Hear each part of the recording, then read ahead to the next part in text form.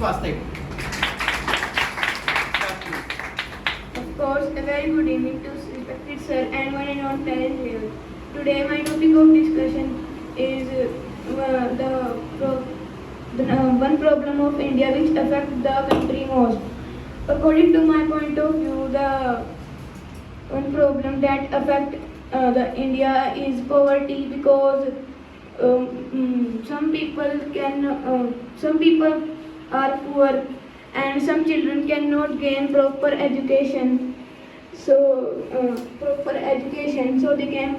they became poor. I think that government should